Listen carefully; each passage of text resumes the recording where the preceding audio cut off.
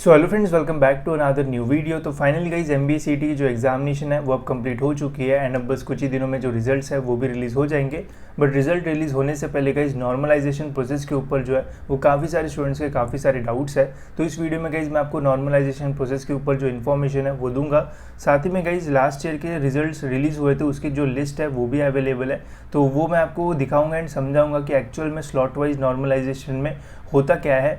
फिर उसके बाद गाइज मैं आपको ये भी बताऊंगा कि जब रिजल्ट आपका लगेगा तो परसेंटाइल आपके पास आएगा, तो क्या उसके बेसिस पे आपका एडमिशन होगा या फिर कोई और फैक्टर आएगा जिसके बेसिस पे आपका जो एडमिशन है वो होने वाला है। तो वो भी मैं आपको इस वीडियो में क्लियर कर दूंगा ताकि आपको कोई भी जो कन्फ्यूजन है वो ना रहे। तो वीडियो एंड तक देखते रहिए ताकि आपको सारी जो इन्फॉर्मेशन है वो मिल जाए। तो सबसे पहले तो गाइज हम ये जानने की कोशिश करते हैं कि जो नॉर्मलाइजेशन प्रोसेस है ये होती क्या है एंड क्यों इसे जो यूज़ है वो किया जाता है। तो जैसे कि गाइस CET सेल हमेशा बोलता है कि हम ट्राई करते हैं कि हर स्लॉट की जो एग्जामिनेशन है उसका जो लेवल है वो सेम ही रखे, बट हमेशा ये जो है वो थोड़ा फेल हो जाते हैं ये चीज़ करने के लिए एंड कुछ स्लॉट ऐसे बन जाते हैं जिसमें क्वेश्चंस जो है वो काफ़ी टफ लेवल के जो है वो पूछे जाते हैं एंड इसका एक्सपीरियंस अभी आपको जो है वो आ चुका होगा। तो इसलिए गाइस नॉर्मलाइजेशन प्रोसेस का जो यूज़ है वो किया जाता है। अगर ये प्रोसेस नहीं होती तो कुछ स्लॉट के जो स्टूडेंट्स हैं वो अभी रो रहे होते, बट इस प्रोसेस की वजह से उन्हें भी जो है वो फ़ायदा होगा एंड जब रिजल्ट लगेगा तो वो भी जो है वो खुश हो जाएंगे। अब बेसिकली होता क्या है गाइस कि हर स्लॉट का इंडिविजुअल एक जो रिजल्ट है वो निकाला जाता है। जैसे जितने भी हमें स्लॉट हुए थे इस बार, जैसे इस बार 5 स्लॉट हुए थे, 9 मार्च को 2, फिर 10 मार्च को 2 एंड जो 11 मार्च है उसको बस एक ही स्लॉट हुआ था। ठीक है, तो 5 स्लॉट के डिफरेंट जो रिजल्ट्स है वो निकाले जाएंगे, जिसमें हर एक स्लॉट का एक टॉपर रहेगा जिसे 100 परसेंटाइल का जो स्कोर है वो रहेगा। बेसिकली जो रिजल्ट है वो लगता है परसेंटाइल के फॉर्म में, ना कि परसेंटेज के फॉर्म में। परसेंटाइल एंड परसेंटेज में थोड़ा डिफरेंस है। परसेंटेज में हम डायरेक्ट कैलकुलेट कर सकते हैं, बट परसेंटाइल में एक पूरा रेंज रहता है कि कितने स्टूडेंट्स आपके नीचे कितने आपके ऊपर है, वो सारी चीज़ें। ठीक है, तो परसेंटाइल एक डिफरेंट चीज़ है। परसेंटाइल में सपोज अगर आपको 90 मार्क्स रहे तब भी आपको 99 परसेंटाइल मिल सकता है। परसेंटाइल में सपोज अगर आपको 5 मार्क्स है तब भी आपको 0 परसेंटाइल के आसपास भी जो है वो मिल सकता है। ठीक है, तो ये चीज़ें जो है वो परसेंटाइल में थोड़ा जो है वो वैरी होता है। ये बस मैंने आपको एक एग्जांपल के लिए बताया, ऐसा जनरली नहीं होता है बट ऐसा होने के चांसेस रहते हैं परसेंटाइल में। बट परसेंटेज में अगर आपको 0 मार्क्स है तो 0 परसेंटेज, 100 मार्क्स है तो 100 परसेंटेज, ऐसा होता है। बट यहाँ पे थोड़ा जो है वो ऐसा सीन नहीं है, थोड़े डिफरेंट चीज़ें यहाँ पे जो है वो होती है। ठीक है, इसके अलावा इस जो भी आपका स्कोर रहेगा जब आप एग्जामिनेशन दोगे, जो भी आपका स्कोर निकलेगा उस स्कोर को जो है वो 100 से लेके तो 0 के रेंज में जो है वो डाला जाता है एंड फिर उसका आपका जो परसेंटाइल है वो निकाला जाता है। एंड यहाँ पे लिखा भी हुआ है कि ईच सेशन का जो स्कोर है वो निकाला जाएगा। ठीक है, तो 5 स्लॉट है तो 5 अलग अलग स्लॉट का जो रिज़ल्ट है वो आएगा। जैसे लास्ट ईयर आया था कि हर स्लॉट का एक अलग अलग हमें जो रिज़ल्ट है वो देखने को मिला था। ठीक है, एंड इसमें हमें जो परसेंटाइल जो है वो देखने को मिलता है एंड हर एक स्लॉट का एक 100 परसेंटाइल रहेगा। वो भी सिंपली कैलकुलेट किया जाता है। जैसे सपोज 9 मार्च का फर्स्ट स्लॉट हुआ तो मैक्सिमम स्टूडेंट्स का यही रिव्यू है कि एग्ज़ाम जो है वो इजी था एज़ कम्पेयर टू बाकी स्लॉट्स। तो सपोज़ करते हैं कि फर्स्ट स्लॉट में ऑल महाराष्ट्र में जितने भी स्लॉट्स हुए 9 मार्च के फर्स्ट स्लॉट जितनी भी एग्ज़ाम्स हुई अलग अलग सेंटर में, सभी का रिजल्ट एक निकलेगा।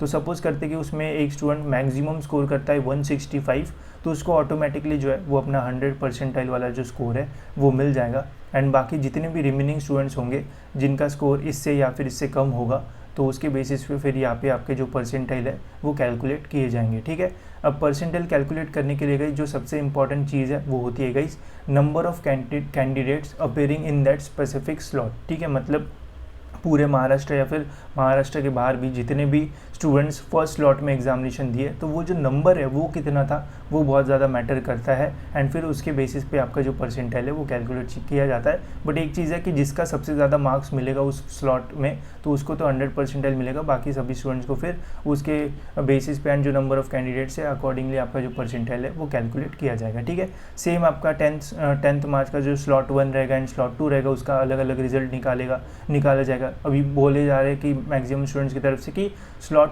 जो 10th मार्च का स्लॉट 1 एंड स्लॉट 2 जो है वो टफ था। ठीक है, तो सपोज़ करते कि वहाँ पे स्टूडेंट जो वो ज़्यादा स्कोर नहीं कर पाएंगे, तो अगर सपोज़ करते कि वहाँ पे सभी स्टूडेंट्स में से एक स्टूडेंट ऐसा है जिसका मैक्सिमम स्कोर 140 गया तो उसको 100 परसेंटाइल मिल जाएंगे एंड बाकी सभी स्टूडेंट्स को अकॉर्डिंगली कैलकुलेट करके जो परसेंटाइल है वो मिलेगी। ठीक है, तो इससे होता क्या है कि अलग अलग स्लॉट का डिफरेंट रिजल्ट निकलता है, जिससे ये नहीं होता कि यार एक स्लॉट इजी था तो वहाँ पे एक स्टूडेंट ने बहुत ज़्यादा स्कोर कर लिया जिसके डिसएडवांटेज में अदर स्लॉट के स्टूडेंट्स को अच्छे जो मार्क्स है वो नहीं मिल रहे।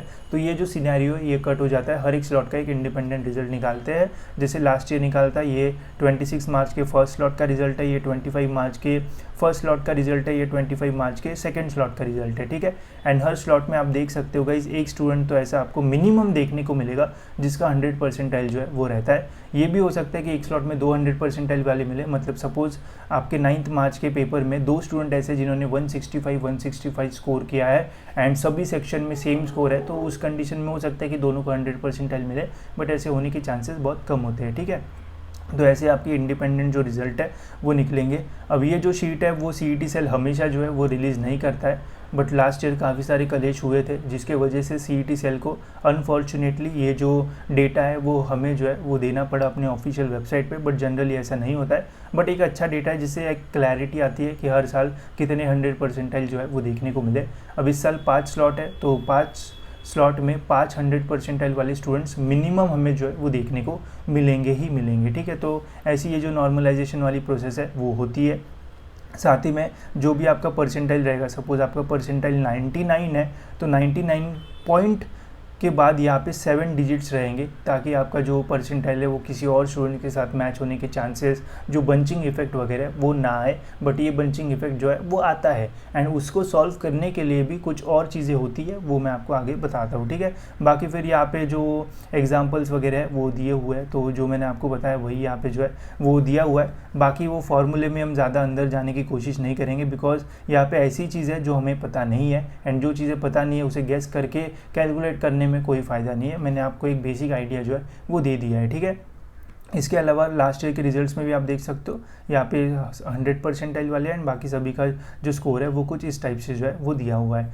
अब आप नोटिस करोगे इस डॉक्यूमेंट में कहीं पे भी रैंक या फिर कहीं पे भी ऐसी चीज़ें नहीं दी हुई है जिससे एक चीज़ होगी कि ये तो कंफर्म रहेगा ही रहेगा, ठीक है। तो यहाँ पे रैंक वगैरह नहीं है, बस registration number, roll number, name of candidate, percentile and exam date and slot, यही चीज़ें जो है वो दी रहती है, ठीक है।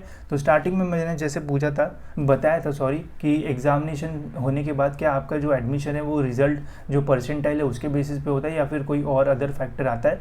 तो जी हाँ गाइस, इसका आंसर है कि और एक अदर फैक्टर आता है जिसके बेसिस पे आपका एडमिशन होगा, वो फैक्टर होता है गाइस रैंक, ठीक है। तो जब हमारा रिजल्ट लगता है तो उस टाइम हमें कोई रैंक वैंक नहीं मिलता है, बस हमें अपना जो परसेंटाइल है वो पता चलता है, एंड हमारा स्कोर क्या था वो भी हमें पता नहीं चलता है, बस परसेंटाइल पता चलता है, ठीक है। नेक्स्ट वीडियो में मैं आपको एक्चुअल जो स्कोर कार्ड है वो कैसे रहता है, उसमें क्या रहता है वो भी दिखा दूंगा ताकि आपको और चीज़ें समझ में आ जाए, बट वहाँ पर बस परसेंटाइल जो है वो मैंशन होता है। एंड परसेंटाइल के बेसिस पे आपका एडमिशन नहीं होता है, आपका एडमिशन होता है रैंक के बेसिस पे। अब आप बोलोगे यार भैया ये रैंक कब मिलेगा, तो रैंक मिलता है एडमिशन के टाइम। तो अभी जब रिज़ल्ट लगेगा तो रिज़ल्ट लगने के बाद हमारी जो एडमिशन प्रोसेस है वो स्टार्ट होगी। एडमिशन प्रोसेस स्टार्ट होने के बाद हमें एक रजिस्ट्रेशन फॉर्म जो है वो भरना होता है, जिसमें हमारी सारी पूरी चीज़ें जो है वो फिल करना होता है, जैसे 10th 12th ग्रेजुएशन डिटेल्स, फिर उसके बाद कास्ट सर्टिफिकेट, जो भी आपको वैलिड चीज़ें रहेगी वो सारी चीज़ें। एंड वो सब फिल करने के बाद वहाँ पे देखा जाता है कि किन स्टूडेंट्स की इन्फॉर्मेशन वैलिड है, पूरा वहाँ पे वैलिडेशन चेकिंग सब सारी जो चीज़ें वो होती है। एंड उसके बाद निकलती है फाइनल मेरिट लिस्ट, ठीक है। फाइनल मेरिट लिस्ट में जितने भी स्टूडेंट इस साल एडमिशन लेने के लिए तैयार है या फिर जिनको एडमिशन लेने की इच्छा है, जिन्होंने भी अप्लाई किया होगा, जिन्होंने फॉर्म भरा होगा, उन सभी का नाम इस मेरिट लिस्ट में जो है वो रहता है। जिनका नाम इस मेरिट लिस्ट में नहीं रहेगा वो कैप राउंड के थ्रू जो है वो एडमिशन नहीं ले पाते, ठीक है। तो ऐसा होता है, तो ये मेरिट लिस्ट बहुत बहुत ज़्यादा इंपॉर्टेंट होती है, ठीक है। एंड इस मेरिट लिस्ट के रैंक के बेसिस पे ही आपका जो एडमिशन है वो होगा।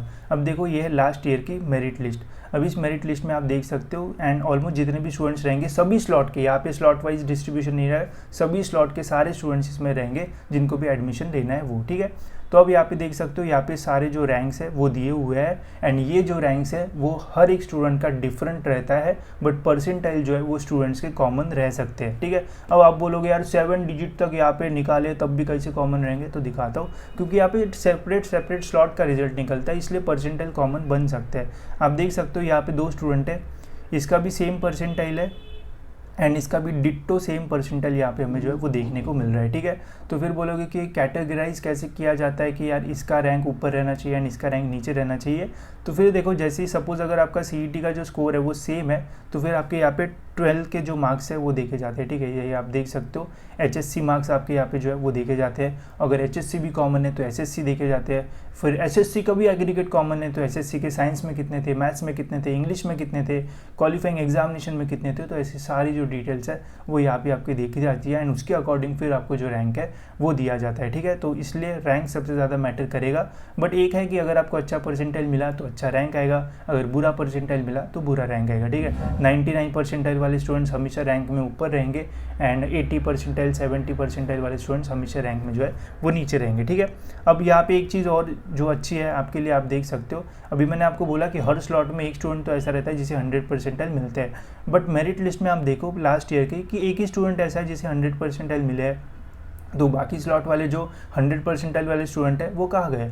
तो देखो कभी कभी क्या होता है कि कुछ ट्यूशन क्लासेस के सर्स या फिर कुछ टॉपर्स बच्चे जिनका पहले ही एडमिशन हो जाता है कहीं और पे, जिनको इंटरेस्ट ही नहीं है, वो भी एग्ज़ाम दे देते हैं, ठीक है। तो वो फिर 100 परसेंटाइल जो है वो स्कोर कर लेते हैं। बट यार उनको तो पता है पहले ही एडमिशन हो गया, मैं तो टाइम पास के लिए दे रहा था एंड यहाँ पे मेरे को मिल गए, तो वो फिर अप्लाई नहीं करते एडमिशन के लिए। तो अगर आप एडमिशन के लिए अप्लाई नहीं करोगे तो आपका स्कोर आएगा ही नहीं।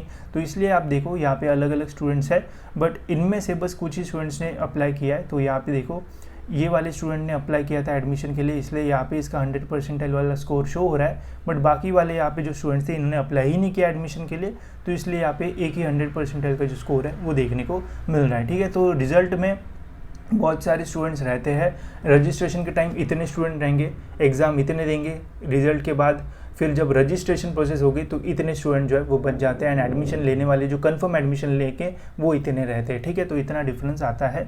तो ये जो मेरिट लिस्ट है वो सबसे ज़्यादा इंपॉर्टेंट है। उसके पहले आपका रिजल्ट लगेगा जिसमें आपका परसेंटाइल दिखेगा। जब आपका परसेंटाइल आएगा तो उस दिन मैं वीडियो बना के आपको बताऊँगा कि आपका जो रैंक है वो कितना जो है वो रह सकता है। एंड देखो एक चीज़ याद रखो, अगर आप JBI में सिडनम, वेलिंगटन जो अच्छे अच्छे कॉलेजेस है उन्हें टारगेट कर रहे हो, तो जब आपका रिजल्ट लगेगा तो उसी दिन जो है वो खुश मत हो जाना कि यार मेरे को 99 मिल गए, क्योंकि जब मेरिट लिस्ट रिलीज होती है तो यहाँ पे आपको ढेरों 99 परसेंटाइल वाले जो स्टूडेंट है वो देखने को मिलेंगे।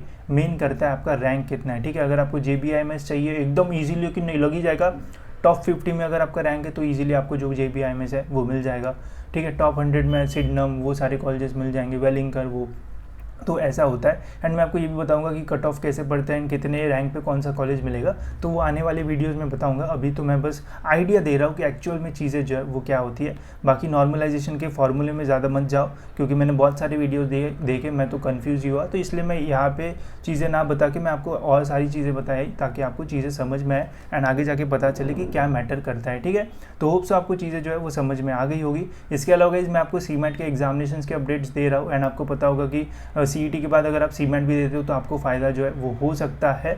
तो हमने गाइस आपके लिए एक CMAT का जो मॉक टेस्ट है वो भी रखा है। तो अगर आप टेस्ट करना चाहते हो कि CET का जितना प्रिपरेशन हुआ है तो क्या हम उसमें ही CMAT का एग्ज़ाम दे सकते हैं, तो यहाँ पे हमने एक मॉक टेस्ट रखी है जिसे लेके गाइस आप ट्राई कर सकते हो कि कितना आपको जो स्कोर है वो आ रहा है एंड कितनी प्रैक्टिस आपको जो है वो और करना पड़ेगा। तो अगर आप CMAT एग्जामिनेशन देने की सोच में हो तो आप ये मॉक टेस्ट देके आप समझ सकते हो कि कितना डिफरेंट यहाँ पे सिलेबस है, कैसा डिफ़िकल्टी लेवल है एंड अकॉर्डिंगली आप अपनी जो प्रैक्टिस है वो कर सकते हो। तो लिंक आपको डिस्क्रिप्शन में मिल जाएगी, वहाँ से इसका एक्सेस लेके आप अपना से CMAT का एग्ज़ाम देके समझ सकते हो कि CMAT में देना चाहिए एग्ज़ाम या नहीं, या फिर और कितना प्रिपरेशन आपको करना पड़ेगा, ठीक है। इसके अलावा स्कोर कार्ड के ऊपर भी वीडियो में बना दूंगा एंड जब रिजल्ट आएगा तो स्कोर रैंकिंग्स के ऊपर कितना कॉलेज कौन सा लग सकता है वो भी डिटेल वीडियो डाल दूंगा, ताकि आपको एक क्लैरिटी मिले ना कि कंफ्यूजन, ठीक है। तो इस वीडियो में इतना ही, मिलते गए जैसी और एक इन्फॉर्मेटिव वीडियो में।